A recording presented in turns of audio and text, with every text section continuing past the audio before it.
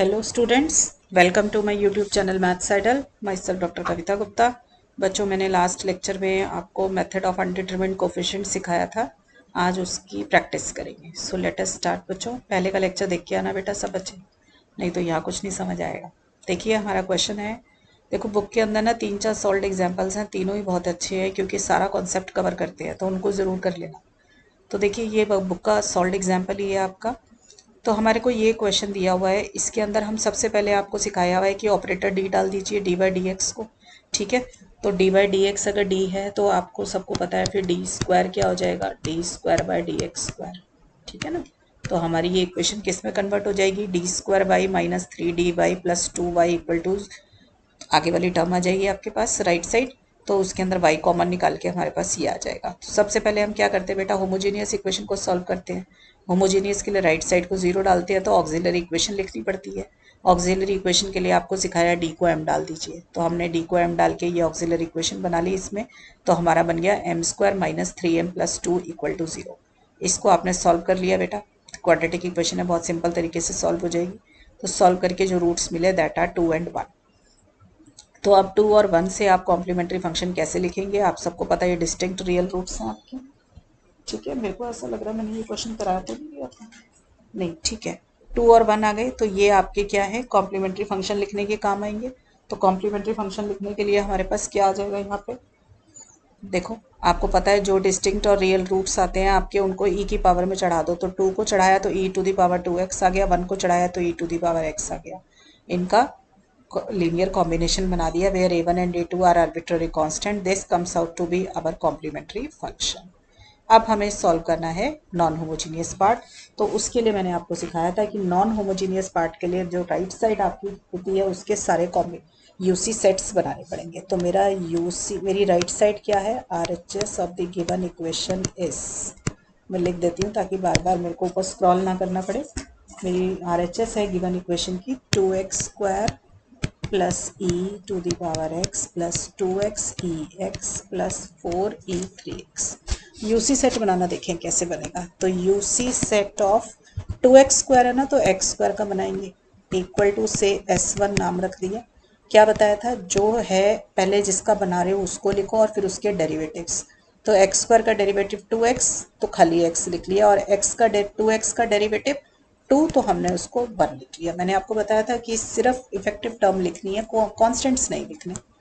Next बनाएंगे UC set of ये वाला function e to the power x। तो e to the power x का बनाओ, इसका नाम मैंने s2 रख दिया। तो पहले ex आएगा और इसके सक्सेसिव डेरिवेटिव्स आएंगे, तो ex का डेरिवेटिव तो ex ही रह जाता है, तो इतने पे ही खत्म हो गया।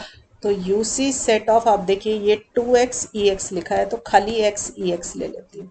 ठीक है, तो UC set of x ex निकालने के लिए मुझे क्या करना पड़ेगा, यूसी सेट ऑफ x निकालना पड़ेगा पहले। ठीक है, और फिर यूसी सेट ऑफ ex निकालना पड़ेगा और उनके कॉम्बिनेशंस बनाने पड़ेंगे। तो यूसी सेट ऑफ x क्या होगा बताओ, x खुद और उसके डेरिवेटिव्स, तो x का डेरिवेटिव बना दिया। ठीक है, और यूसी सेट ऑफ ex क्या होगा, e to the power x होगा।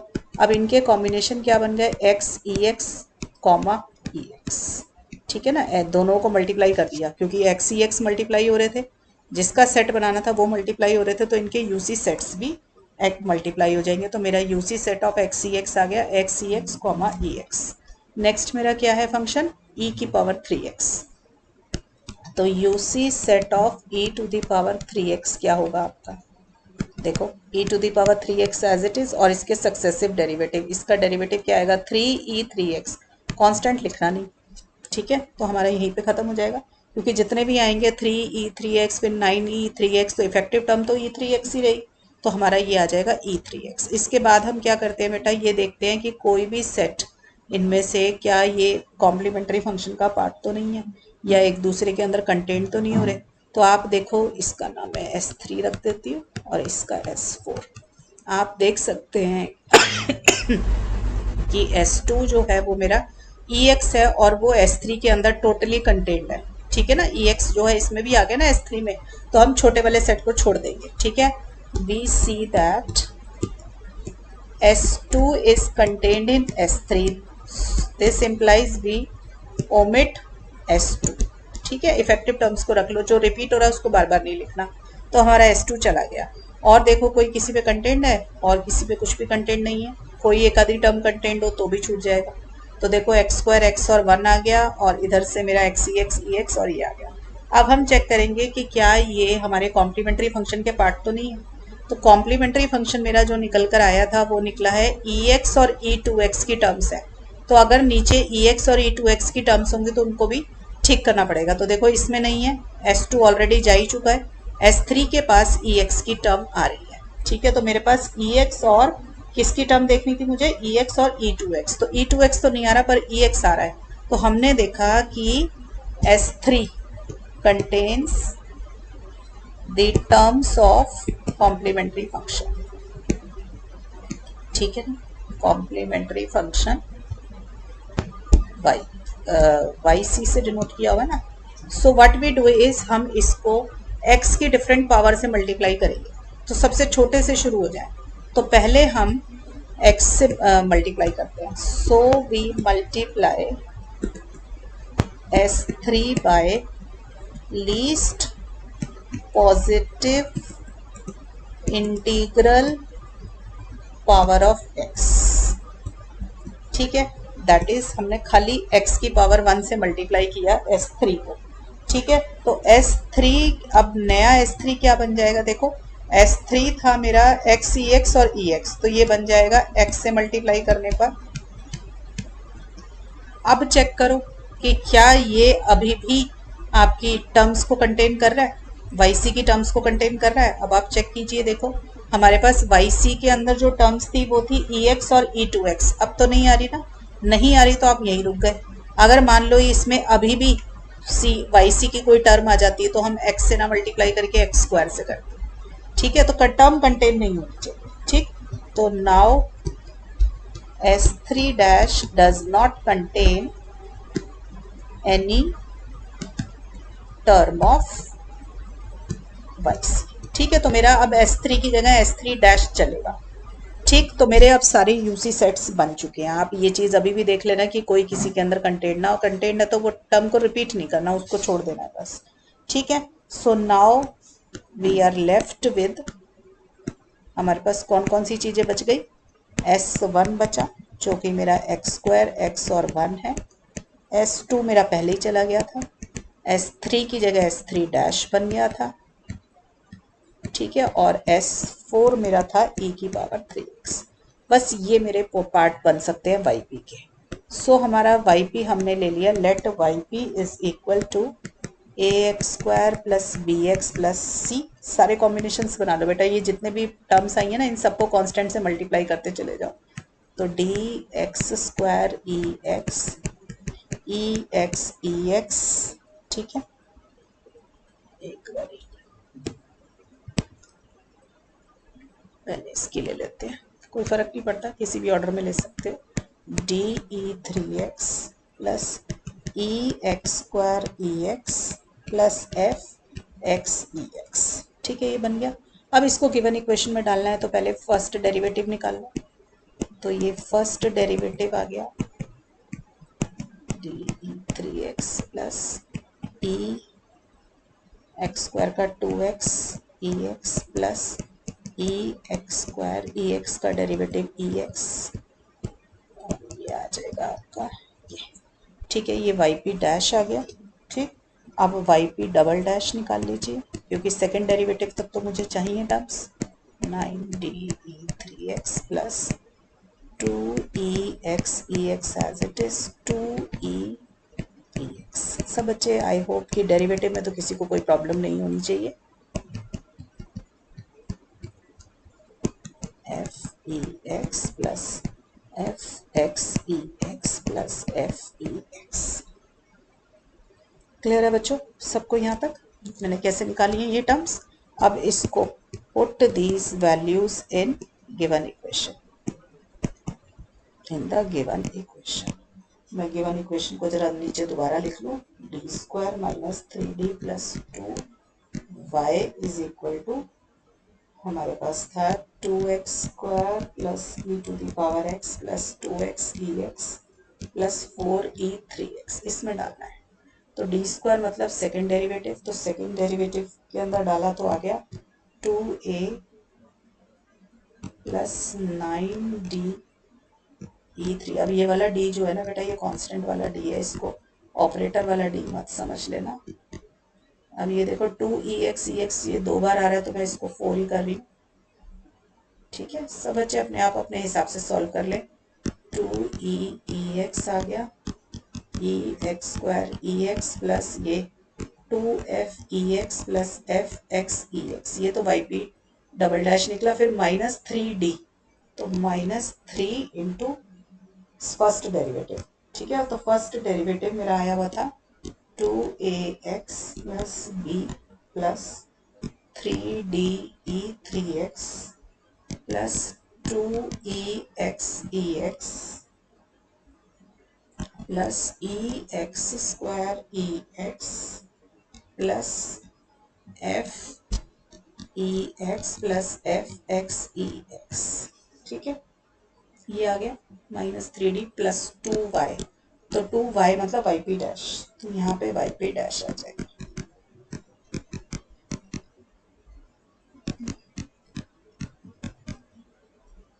ये आ जाएगा आपके पास। ठीक है, तो मतलब y मतलब yp डल गया, और राइट साइड मेरी यही रहेगी 2x² plus ex plus 2x plus 4e3x। ये सब बच्चे खुद करें तो अच्छा है। अब कलेक्टिंग द कोफिशिएंट्स। ठीक है, तो कोफिशिएंट ऑफ, सबसे पहले किसका ले लें हम, x² का। ठीक, तो कोफिशिएंट ऑफ x² कलेक्ट कर लो पहले। यह एक काम करते हैं ना, पहले इक्वेशन को सिंप्लीफाई करके लिख लेते हैं। ये देखो, सबसे पहले मैंने इकट्ठे कर लिए कॉन्स्टेंट्स, -3b प्लस 2c आ गया, प्लस फिर 2b माइनस 6 से x का कोफिशिएंट आ गया, 2ax² का कोफिशिएंट आ गया, 2de3x का आ जाएगा। बच्चों इसे स्क्रीन से करना मुश्किल है, इट इज गुड अगर आप खुद सॉल्व कर ले, क्योंकि अब सिंपल सॉल्यूशन निकालना रह गया। ठीक है, ये एज इट इज रह गई राइट साइड, बस अब कंपेयर कर दो कोफिशिएंट्स। ठीक है, तो देखो x² का कोफिशिएंट करेंगे तो x² का कोफिशिएंट किया तो 2a इधर से आया और 2 इधर से आया, a इक्वल टू 1 आ गया। ठीक है, coefficient of e to the power x cover किए तो 2e माइनस f जो है वो 1 आ गया। ठीक है, कोफिशिएंट ऑफ x लिया, x आ गया -2e और इधर से 2 आ गया, तो इससे मुझे क्या मिल गया, e इक्वल टू -1, और e इक्वल टू -1 आपने यहाँ डाल दिया तो -2 माइनस f इक्वल टू 1, तो -2 माइनस 1 -3, तो f की वैल्यू 3 आ गई। ठीक है, f की वैल्यू 3 आ गई मेरी, x का कोफिशिएंट हो गया। अब आप ले लो coefficient of e to the power 3x। ठीक है, e to the power 3x का कोफिशिएंट इधर है 2d और राइट साइड पे है 4, तो इससे मुझे d की वैल्यू मिल गई 2।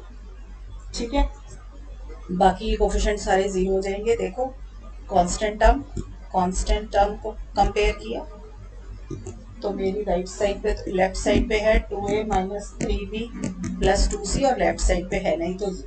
ठीक है, और क्या बचा हुआ है मेरे पास बेटा, x बचा हुआ है 2b माइनस 6a, तो 2b minus 6a is equal to 0, ये कोफिशिएंट ऑफ x है। ठीक, मेरे ख्याल मैंने ले लिए हैं सारे, x का ले लिया, x² e3x ले लिया, x ले लिया और ex ले लिया। इन सबको सॉल्व कर लेंगे आप तो हमें मिल जाएंगी वैल्यूज, मैं लिख देती हूँ। a की वैल्यू आ जाएगी 1, b की वैल्यू आएगी 3, c की वैल्यू आएगी 7/2, d की वैल्यू आएगी 2, e की वैल्यू आएगी आपकी -1 और f की वैल्यू आएगी -3। ठीक है, तो हमारा जो yp आ जाएगा, सारी वैल्यूज डाल देंगे आप, तो yp हमारा आ जाएगा, जो हमने a के साथ क्या लिया हुआ था x², तो x² प्लस b के साथ हमने लिया हुआ था x, तो ये आ जाएगा, c के साथ कांस्टेंट टर्म थी तो ये constant term as it is आ जाएगी। फिर d है आपका 2e3x ई है आपका एक्स स्क्वायर ई एक्स और एफ है आपका एक्स ई एक्स। ठीक है, ये आ गया। तो हमारा जनरल सॉल्यूशन क्या आ जाएगा बेटा? General solution is y equal to y c plus y p. ठीक है, तो वैल्यू डाल देना बेटा अपने आप इसके अंदर, वो मेरा जनरल सॉल्यूशन होगा। क्लियर है सब बच्चों को? नेक्स्ट क्वेश्चन देखिए, एग्जाम्पल 4.38 पेज नंबर 149।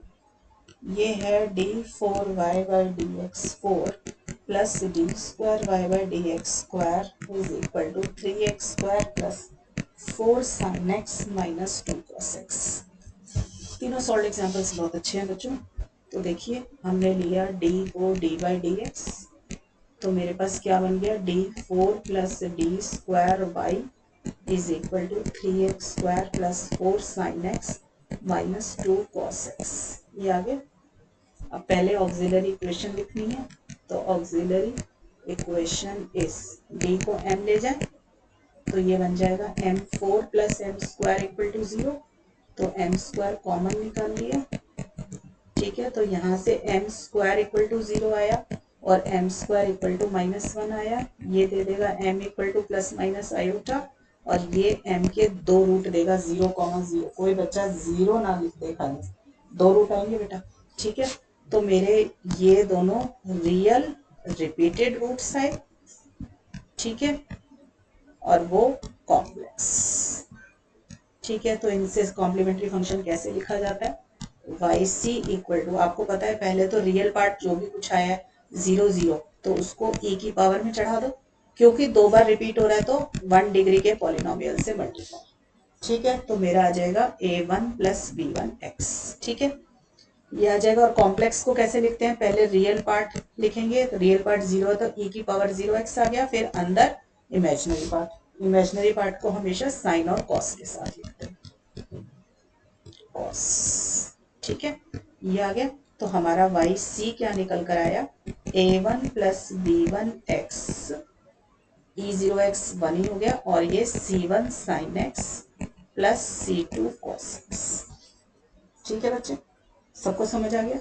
अब हमें राइट साइड को सॉल्व करना है, तो हम यूसी सेट लिखेंगे। तो राइट साइड में हमारे पास एक्स स्क्वायर है 3x स्क्वायर, तो UC set of x square क्या बन जाएगा, x square as it is और इसके डेरिवेटिव्स। अब सबको समझ आ चुका है, 2x और 2 डेरिवेटिव है तो 2 नहीं लिखा, दूसरा लिख दिया। तो UC set of x square के बाद आ जाएगा UC set of sine x, sign x का साइन एक्स और उसका डेरिवेटिव।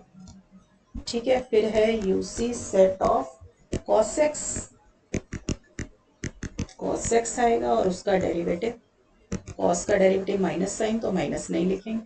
ठीक है, अब आप सब देख सकते हैं S2 is contained in S3, so we take any one of them, so we discard, कोई सा भी डिस्कार्ड कर दो, S2 भी कर सकते हो S3 भी, क्योंकि दोनों ही सेम।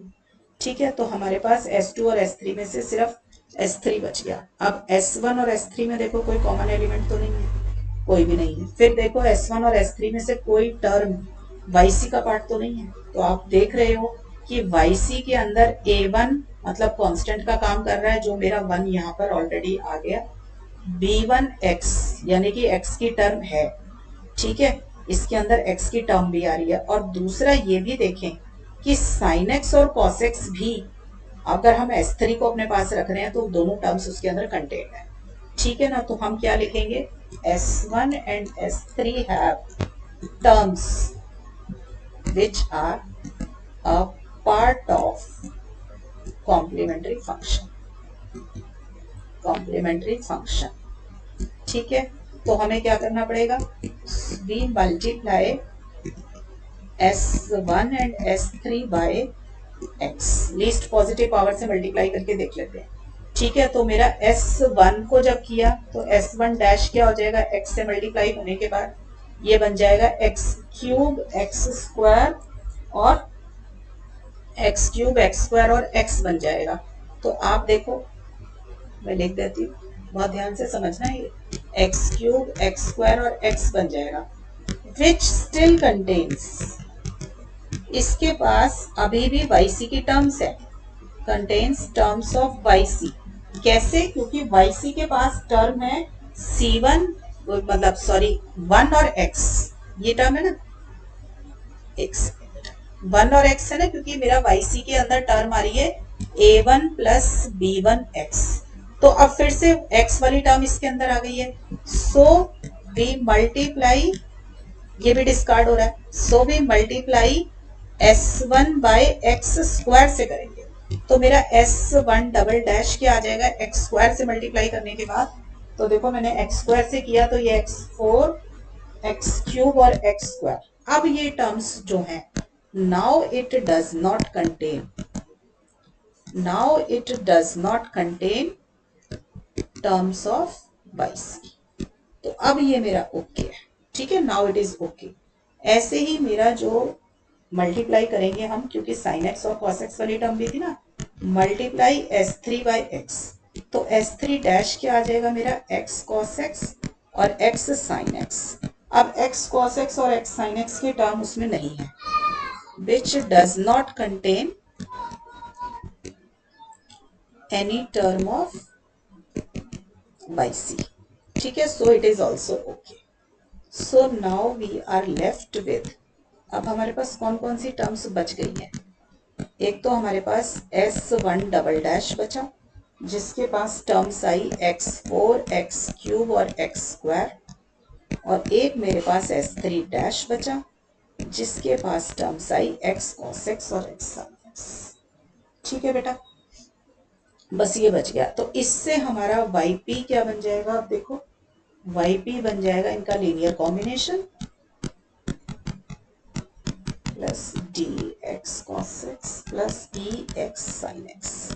ठीक है बेटा, ये बन गया। अब फिर इसका फर्स्ट डेरिवेटिव निकाल लो, 3bx square plus 2cx plus dx cos x का माइनस साइन x और d cos x plus e sin x plus ex sin x का cos x। ठीक है, तो YP डबल डैश क्या हो जाएगा, 4 3 12 ax square 6bx plus 2cx का 1 माइनस साइन एक्स का डेरिवेटिव cos x। बेटा डेरिवेटिव तो सबको आते होंगे, मैं ये मान के चल रही हूँ, इसलिए डेरिवेटिव पे ज्यादा टाइम नहीं लगाऊंगी। ठीक है बेटा, निकल आए सारे। अब इन सबको put these values in given equation. ठीक है, सब बच्चे डाल सकते हैं। तो मेरे पास इक्वेशन थी D4, अच्छा 4 डेरिवेटिव तक निकालने पड़ जाएंगे, रुक जाओ रुक जाओ, अभी तो D स्क्वायर तक निकाला, D4 तक जाना है।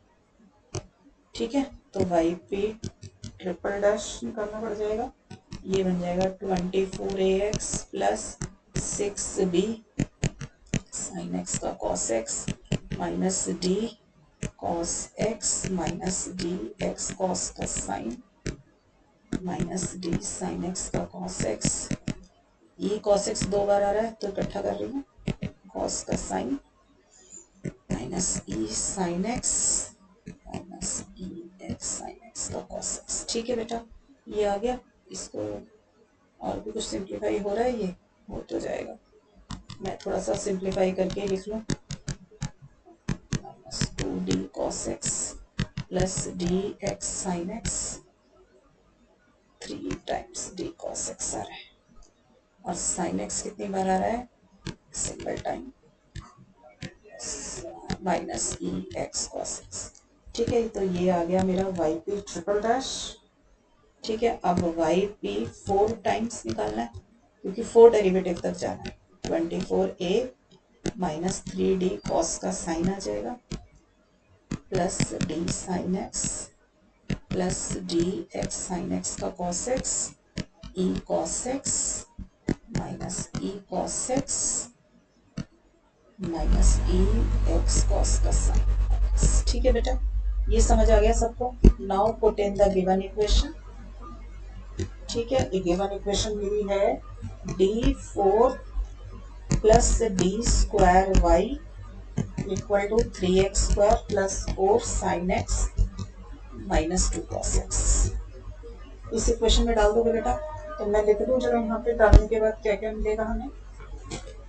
ये आ जाएगा आपका 24a plus D x sign x minus 4d, बेटा ये अब अपने आप कर लेना कैलकुलेशन अच्छे से, प्लस ई x cos x plus 4e sine x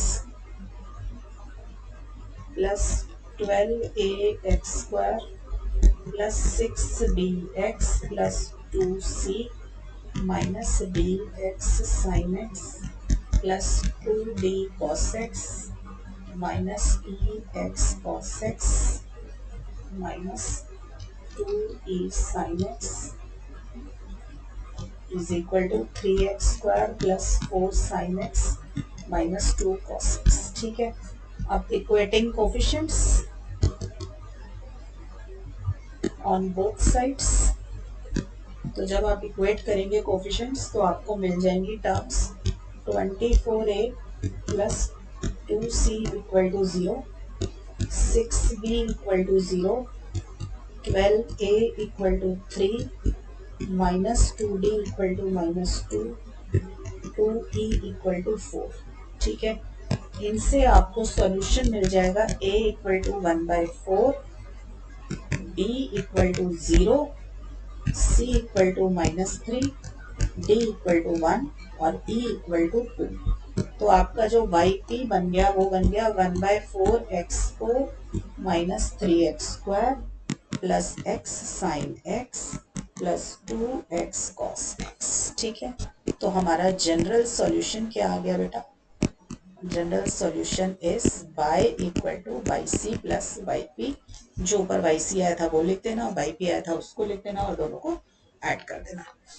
तो बेटा मेरे ख्याल से मैंने कॉन्सेप्ट तो सारा कवर कर दिया आपका, क्योंकि ये 3 एग्जाम्पल्स जो बुक में दिए हुए थे ये वैसे ही बहुत अच्छे क्वेश्चंस थे आपके, इनके अंदर पूरा कॉन्सेप्ट कवर हो रहा था। ठीक है, मैं एक क्वेश्चन आपको और बता देती हूँ अभी, जो मुझे लगता है मुझे करा देना चाहिए।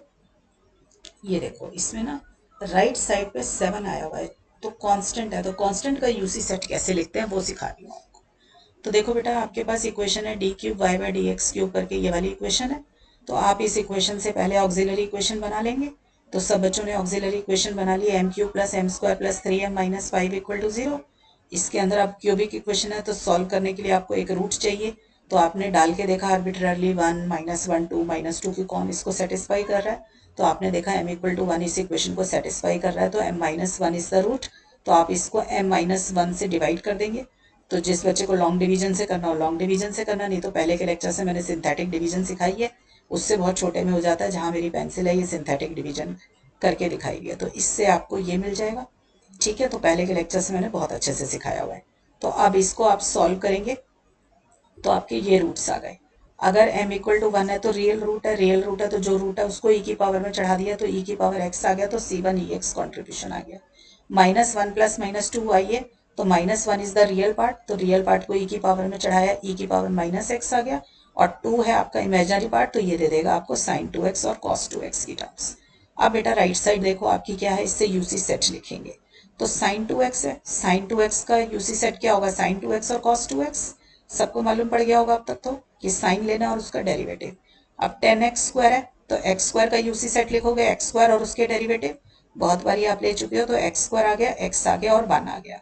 ऐसे 3x है, 3x में x हो गई इफेक्टिव टर्म, उसका यूसी सेट होगा तो x और उसके सक्सेसिव डेरिवेटिव्स, तो x और 1 आ गया। ऐसे ही 7 देखो, अब कांस्टेंट क्या है, एक तरीके से 1 का मल्टीपल मानते हैं, तो इसका जो यूसी सेट होगा वो सिर्फ 1 होगा, और इसका डेरिवेटिव लोगे तो 0 आएगा ना, तो खाली 1 आ गया। अब देख लीजिए कोई किसी के अंदर कंटेंट तो नहीं है, तो आप सब देख रहे हो कि S3 is content in S2, तो लीव S3, तो हमने S3 को छोड़ दिया। तो अब मेरे पास बच गया S1 S2 और S4। अब आप देख सकते हो कि S4 is also content in S2, क्योंकि 1 दोनों के पास है, तो S4 को भी छोड़ दिया, तो मेरे पास सिर्फ S1 और S2 बच गया। आप देखो कि S1 और S2 के अंदर कोई ऐसी टर्म है जो आपकी YC का पार्ट हो, तो देखो ex e माइनस एक्स तो किसी के पास नहीं है, बट हाँ sin 2x और cos 2x है, दोनों के दोनों। S1 की दोनों टर्म्स नहीं है, सॉरी ये भी, क्योंकि e minus x sine 2x है। ध्यान से देखें, जब ये खुलेगी ब्रैकेट तो ये e minus x sine 2x आएगा। So no term of S1 is a part of YC, क्योंकि बेटा ये खाली साइन 2x नहीं है, ये e to the power minus x sine 2x है, तो ये इसका पार्ट नहीं आई। तो हमारा इसका मतलब यूसी सेट बन गया S1 और S2 से। तो S1 और S2 से यूसी सेट बना है, तो इससे आप YP बना लो।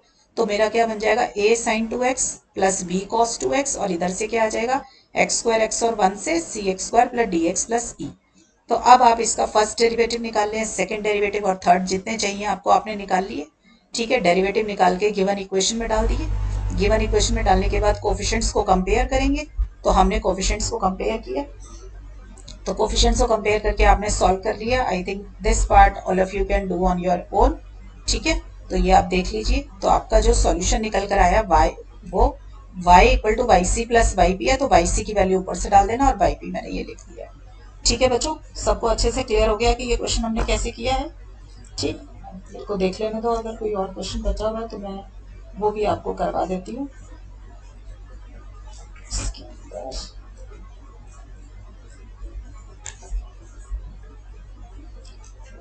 35।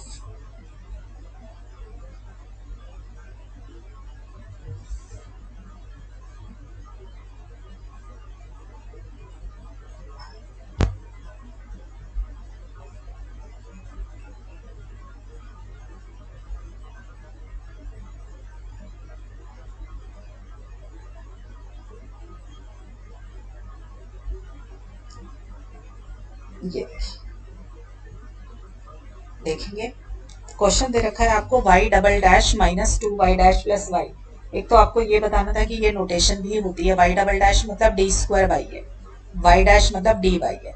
साथ में इस क्वेश्चन में क्या दिया हुआ, y at x equal to 0 is 1 और y dash at x equal to 0 is 0। मतलब अब जो आपके CF के अंदर कॉम्प्लीमेंट्री फंक्शन में जो दो आर्बिट्ररी कांस्टेंट आते थे वो भी रिमूव हो जाएंगे, क्योंकि इनिशियल कंडीशंस आपको दी हुई है।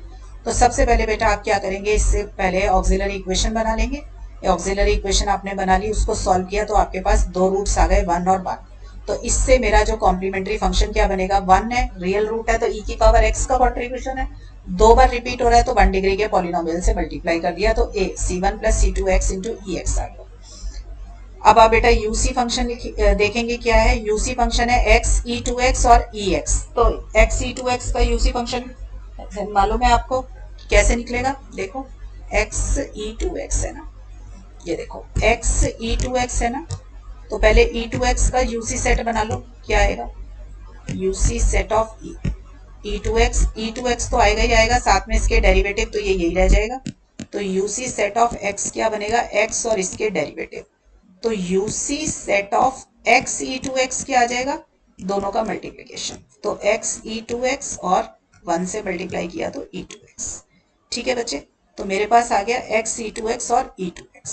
क्लियर, तो मेरे पास इसका यूसी सेट लिख दिया। ex का यूसी सेट ex आएगा। आप देख लो कि कोई किसी के अंदर कंटेंट तो नहीं है, तो S1 और S2 तो एक दूसरे में कंटेंट नहीं है। फिर नेक्स्ट कंडीशन चेक कीजिए कि क्या ये CF का पार्ट है, तो आप देख रहे हो कि CF के अंदर मेरे पास ex और xex की टर्म्स हैं। तो ex तो कंटेंट है बट xex नहीं है कहीं पे भी। तो S2 को क्या करूंगी मैं, मल्टीप्लाई करूंगी। किससे मल्टीप्लाई करेंगे, पहले लीस्ट पावर से करेंगे x की, तो x से किया तो ex, इसको x से मल्टीप्लाई किया तो आ गया xex, पर वो xex फिर से पार्ट आ गया yc का। तो xex से ना करके किससे करेंगे, x स्क्वायर ex से। तो हमने x स्क्वायर ex से किया, x स्क्वायर से किया तो S2 बन गया x स्क्वायर ex। तो मेरा अब यूसी सेट बन गया S1 और S2 डैश। ठीक है, तो S1 ने दिया मुझे ax e2x और b e2x और S2 डैश ने दिया c x स्क्वायर ex। तो ये मेरा अब yp बन गया। बेटा बस इस पूरे मेथड के अंदर जो खेल है वो सारा यूसी सेट निकालने का है।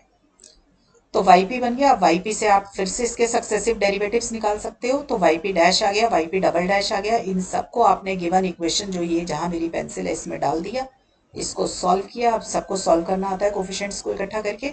तो सॉल्व करके जो y आपको मिल गया yc प्लस yp, वो ये आ जाएगा c1 ex plus c2 xex, ये तो yc आ गया। और yp ये वाला जिसपे मेरी पेंसिल है 2x e2x वाली टर्म 4e2x, ये yp का पार्ट है। अब बेटा ये खत्म इसलिए नहीं हुआ क्वेश्चन क्योंकि इसके अंदर अभी आपको गिवन कंडीशन दे रखी थी y0 इक्वल टू 1 और y डैश 0 इक्वल टू 0। तो y0 इक्वल टू 1 का मतलब है at x equal to 0 y की वैल्यू क्या है, 1। जो ब्रैकेट में लिखा होता है वो x की वैल्यू होती है। तो y at x equal to 0 is 1। तो जो आपका ये y निकला है उसमें x को 0 डाल दो और y को 1 डाल दो। तो देखो इसमें हम x को 0 डालेंगे तो e की पावर 0 1 आ गया, तो c1 यहाँ से आ जाएगा, इसमें x से मल्टीप्लाई होकर 0 आ जाएंगे और ये क्या आ जाएगा -4 आ जाएगा। तो c1 -4 आ गया और y की वैल्यू 1 आ गई। इसको सॉल्व किया तो c1 की वैल्यू 5 आ गई। ठीक है, फिर y डैश चाहिए आपको, तो ये जो y है इसका डेरिवेटिव निकाल लो पहले।